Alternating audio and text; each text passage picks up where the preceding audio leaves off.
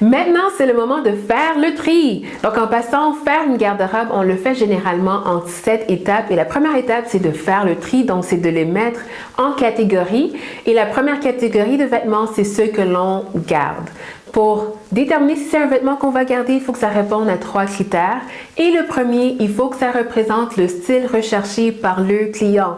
Donc, si tu avais une cliente qui t'a dit « Moi, je voulais un look qui était plus professionnel », une chose qu'il faut se demander, c'est en regardant le pantalon dans sa garde-robe, c'est est-ce que ce pantalon reflète la femme professionnelle qu'elle veut dégager comme message? Si la réponse c'est non, c'est un vêtement qu'on va mettre de côté. Deuxième chose, il faut que ça mette en valeur sa silhouette. Donc, d'où l'importance de vraiment analyser la morphologie de sa cliente et de voir est-ce qu'avec ce vêtement, elle se sent plus séduisante, elle se sent bien ou est-ce qu'au contraire, elle se sent moche parce que ça ne met pas en valeur ses courbes. Ça sert à rien d'avoir un beau vêtement si quand on le porte, on ne se sent pas bien. Et le troisième, c'est est-ce que c'est un vêtement qui est encore en bon état? Donc, une très belle robe noire, ça peut être un intemporel et durer des années, mais quand il commence à être délavé puis que vraiment on sent qu'il n'est plus en bon état, c'est le moment de le mettre de côté. Un petit truc que je trouve bien, des fois j'ai des clients qui hésitent et me disent « Oh, je ne sais pas si je vais le garder ou si je ne devrais pas ». La question que je les demande toujours, c'est sur 10, tu donnerais combien à ce vêtement? Moi, j'aime utiliser la règle de 8 et plus. Si mon client aime le vêtement et il dit que c'est un 8, un 9 ou un 9,5 ou un 10, c'est bon, on le garde. Mais si au contraire, elle me dit, je dirais 5 ou 6, personnellement, c'est quelque chose que je préfère tasser et on va faire autre chose avec ce vêtement que de le garder dans cette catégorie-là. Maintenant, pour les 3 prochaines catégories, ce que j'aime faire, c'est demander à mon client d'amener 3 paniers et dans les 3 paniers, je vais mettre différents types de vêtements. Et si la cliente ou le client n'a pas de panier, je les demande d'amener des sacs, soit un grand sac ou un sac de poubelle.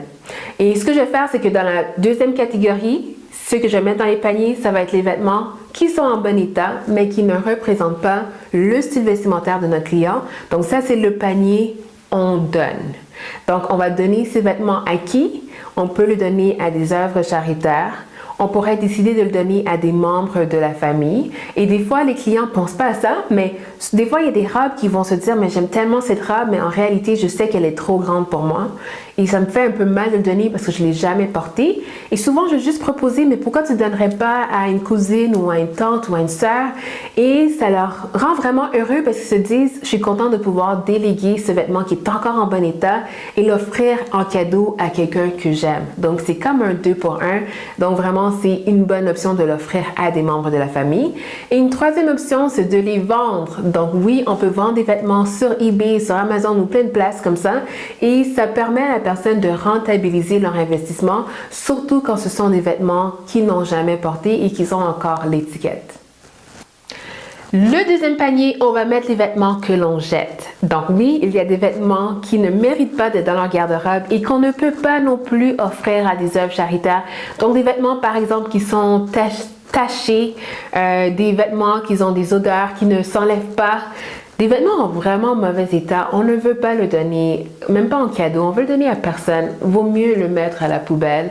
Et des fois, c'est des vêtements qui sont là depuis très longtemps et même le client a oublié qu'ils étaient encore dans leur garde-robe. Donc ça, c'est des vêtements qu'on va mettre à la poubelle et qu'on va jeter. La raison pour laquelle je fais cela, c'est parce qu'on doit vraiment s'assurer que notre client, qu'on va le voir, que personnellement, on va vraiment voir que c'est une personne qui prend soin d'elle-même. Et moi, ça m'est déjà arrivé de rencontrer une personne qui était tellement habillée avec des vêtements qui étaient défraîchis, qui étaient sales, que j'ai pensé que c'était quelqu'un qui était un sans-abri, mais en réalité, c'était vraiment juste qu'il ne prenait pas soin de lui. Donc moi, j'aime toujours poser la question quand une cliente hésite à jeter le vêtement. Je demande toujours, quand tu vois ce vêtement-là, est-ce que ça dégage le message de quelqu'un qui s'entretient bien ou quelqu'un qui se laisse aller? Et souvent, ils vont avouer que ça donne l'impression que la personne se laisse aller et ils se sentent plus à l'aise à délaisser ce vêtement et à le jeter. Le troisième panier, ça va être les vêtements que l'on garde à condition qu'on les modifie. Je vous donne un exemple très simple. Ça m'est arrivé de rencontrer des clients qui avaient de très belles robes, mais à cause d'une perte de poids, ces robes ne leur faisaient pas à la perfection. Donc, ce que je disais, c'est si tu prends le temps de le faire rapetisser, tu peux reporter cette robe. Sinon, on va le donner parce qu'il ne met plus en valeur ta silhouette. Donc ça, c'est un panier qui vraiment la cliente va prendre le temps de travailler sur ses modèles. Ça peut être de rapetisser le pantalon, de rapetisser la robe ou peu importe, mais c'est vraiment une robe ou des vêtements que l'on garde à condition qu'on les modifie.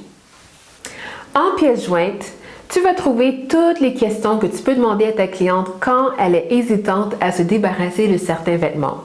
Donc, j'aime toujours dire que je me sens quasiment comme une avocate quand je fais les tris de garde-robe parce que souvent les clientes vont dire « Oh, je veux la garder, j'ai eu mon premier bec avec, est-ce que je peux garder cette chemise, s'il vous plaît? » Et j'aime poser certaines questions pour que la cliente puisse elle-même réaliser que c'est le moment de s'en débarrasser. Dans la fiche, je dois avoir toute la liste des questions, mais j'aimerais juste donner quelques exemples. Une des questions que je vais demander, c'est est-ce que ça représente la femme que tu veux ou le message que tu veux dégager en tant que femme? Une autre question que je vais demander, c'est est-ce que ça avantage ta silhouette?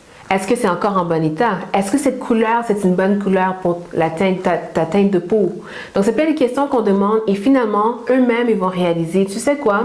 Tu as raison, je peux te faire confiance et c'est le moment pour moi de m'en débarrasser parce que je veux justement transformer mon style vestimentaire.